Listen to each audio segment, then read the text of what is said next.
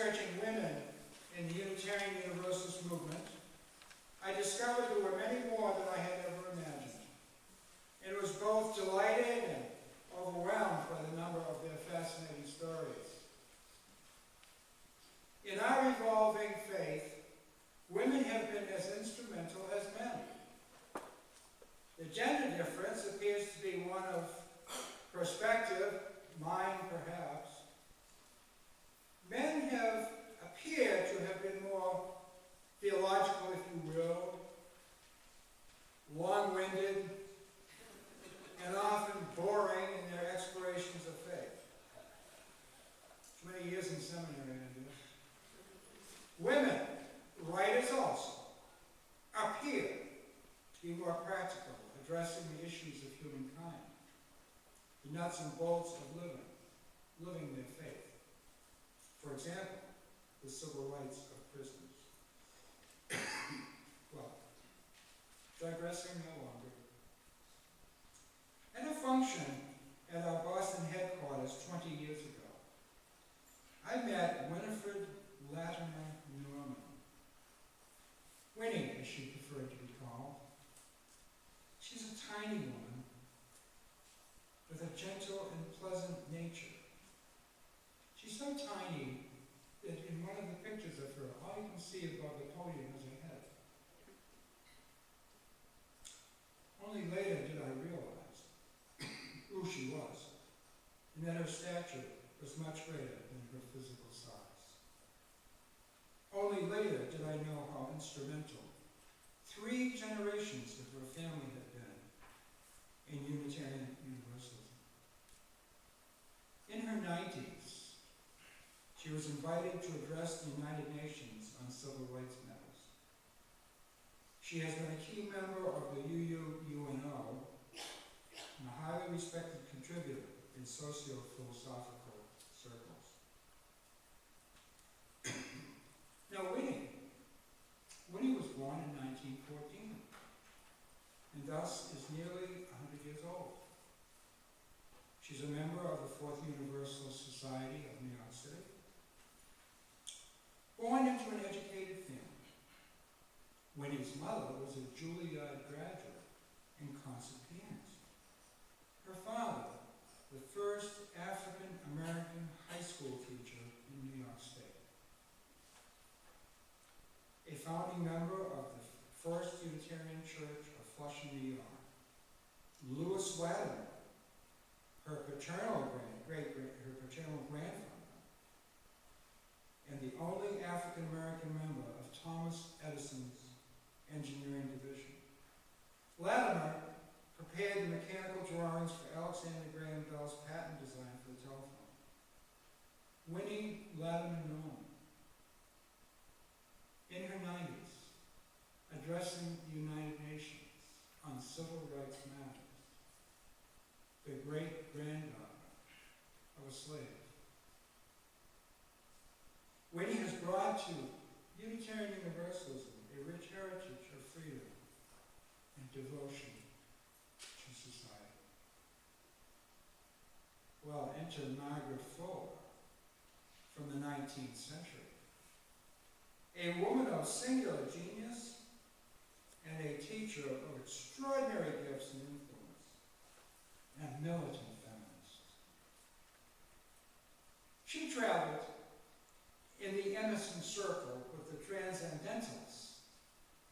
She contributed to and edited the Transcendentalist journal, The Dialogue. Fuller was also known for her scandalous behavior. But that little appetizer I'll share with you later. In a book of mine, A Poem a Day, Fuller was featured on January 29th, and as I read that regularly, how cool is that? And don't you think that wasn't the lead-in for today's service? It certainly was. The poem chosen is titled Sistrum. Now the title is as obscure as the poem itself. Musicians, like choir members, Jim, would know, of course, the meaning of sistrum.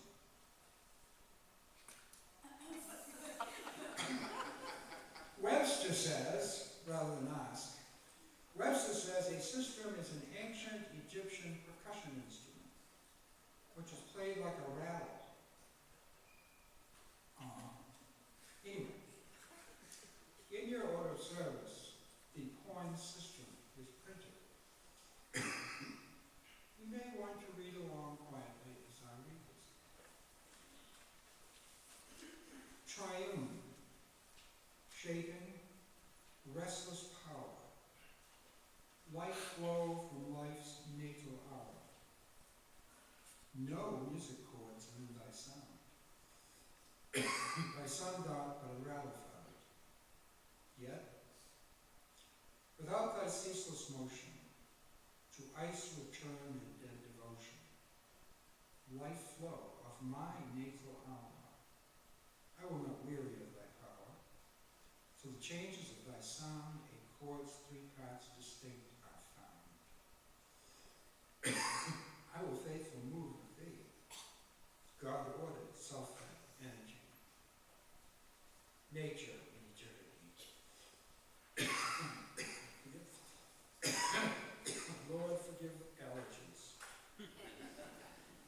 I read and reread that poem to see if I could discern the rhyme and reason of it. In a word, I still find it rather obscure, but then only dimly seen as in a smoke mirror. Fuller seems to move from the historic trinity of her early God to her newfound unity. If not devout, she credited the God of Unitarianism with the birth of the universe as well as herself, never tiring of God's power, never tiring of her faithfulness to the God of her understanding. As with other Unitarians of her time, she no doubt grew up with an understanding of the Trinitarian God. But she doesn't go there until the sistrum has three distinct chords. The Trinitarian God that many of us grew up with. And those early beliefs, they always remain with us a little bit. And sometimes we ponder, which is it? Now, for the fun part. I mentioned scandalous behavior. What is scandalous? Today's independent networks and movies leave nothing to the imagination, whether behavior or language. Language which sometimes makes me uncomfortable, but then I remind myself, well, you've also used it.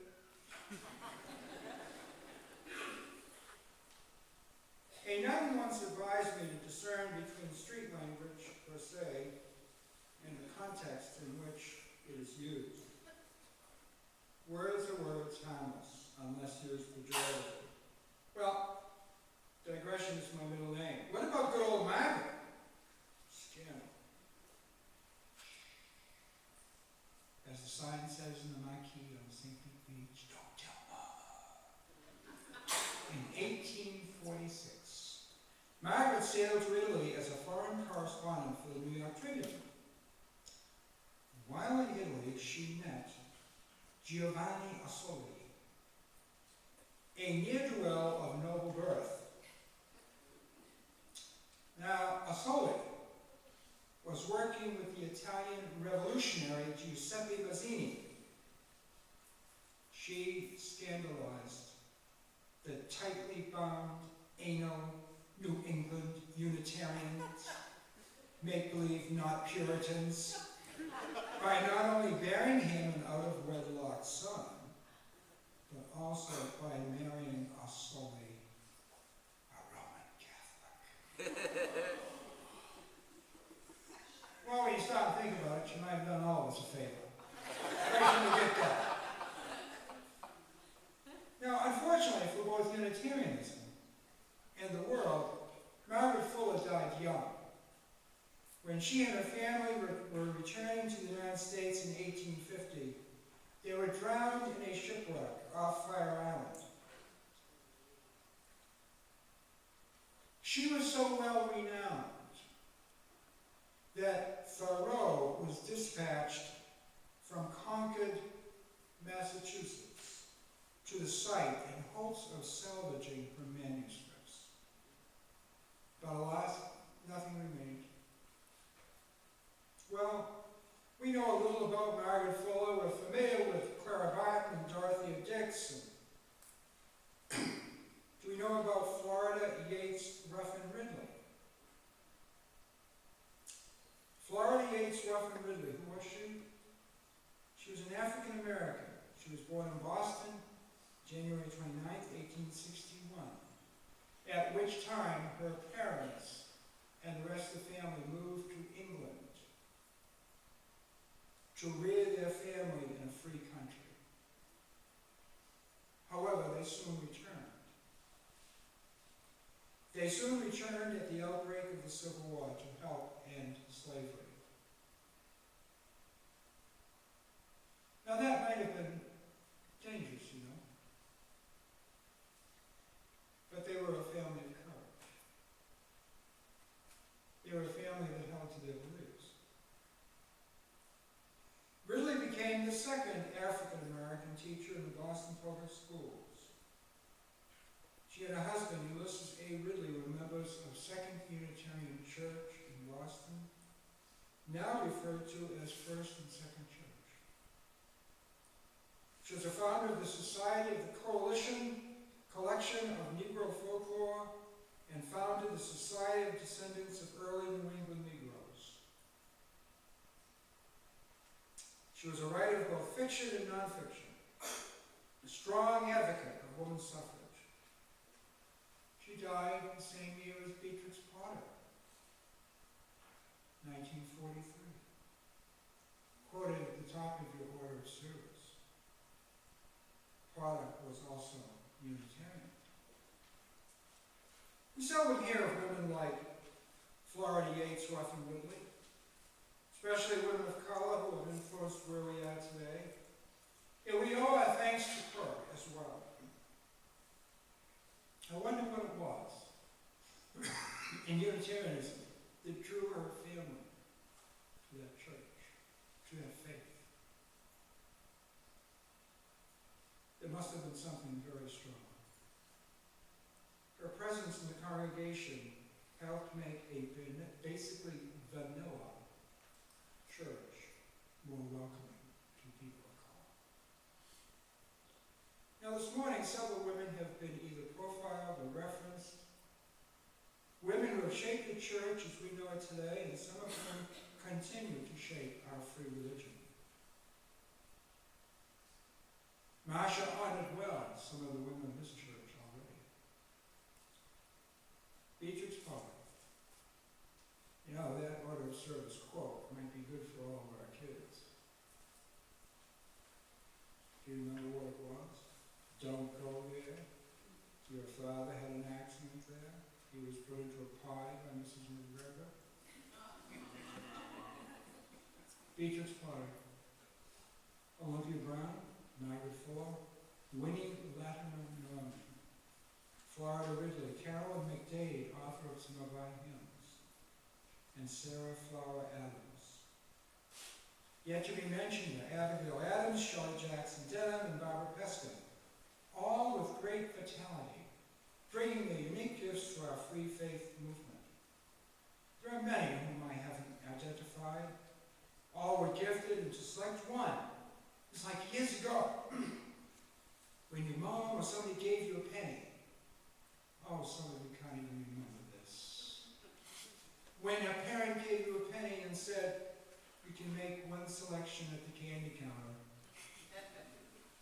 So many people. In the selection of music today, Jim has further identified other women who either wrote the words or composed our hymns. To them, our gratitude is clearly due as well. You know, as I look around the sanctuary today, I'm reminded of Abigail Adams,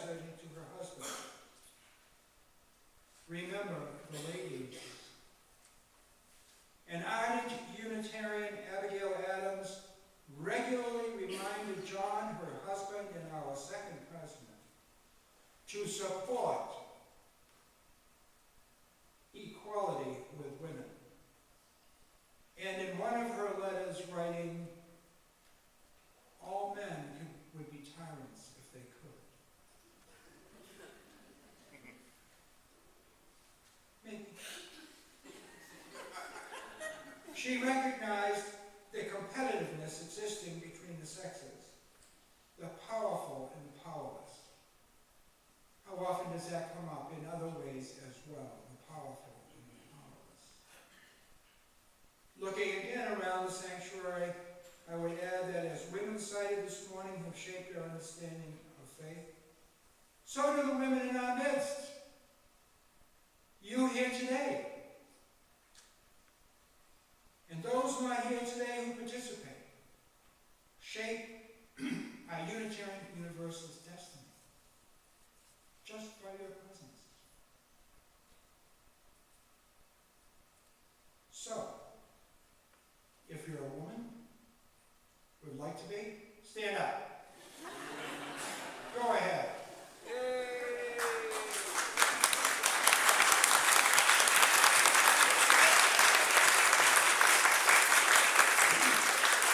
Thank you. Because you see, you do your part in shaping who we are becoming. You here today shape our Unitarian Universalist destiny. And the burden of a religion for our time rests equally with you. And you have risen to the occasion. To the women and men gathered here today, when you speak and act, of course, you do so for yourself. Right? Yet please remember, we are always reflecting our faith, Unitarian Universalism. May we speak from the love basic to our faith.